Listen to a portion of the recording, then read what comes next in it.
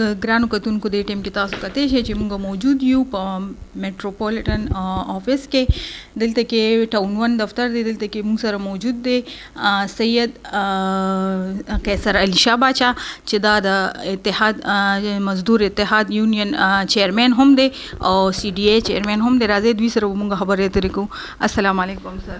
وعلیکم السلام.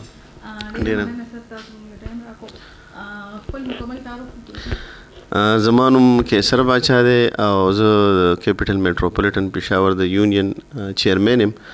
دې سره سره چې دی نو موږ تجاوزات هم لیډ کوو. دغه زموږ انټروډکشن دی او دې نه علاوه چې دی ستاسو ډېره مننه چې تاسو راغئ.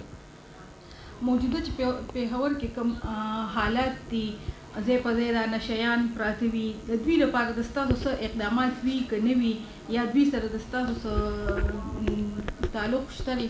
نه دې سره خو ډسټرک انتظامیه کار کوي.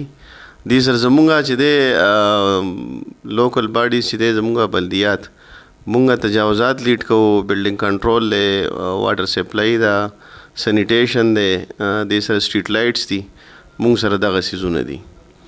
نو مونږ ډیلی روټین کې چې دی سټي کې ډیلی مونږ تجاوزات کوو. زمونږ ټیم ګرځي او تجاوزات مد کې مونږ چې دی سامانونه چې کوم په فوټ پات پراتی هغه سامانونه کنفسکیټ کوو یا جرمانه کوو.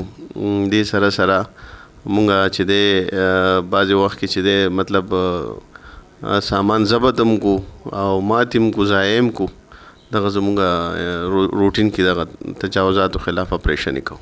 زیاتر بازارونه داسې دي چې هغې کې د رکشو دننه تلو لاره نه وي، باوجود د هغې د هغه دوکاندارانو خپل سامانونه دونه راښکلي وي چې هغې لارې بندې کړي وي. نو دې باره کې څه اقدامات دي؟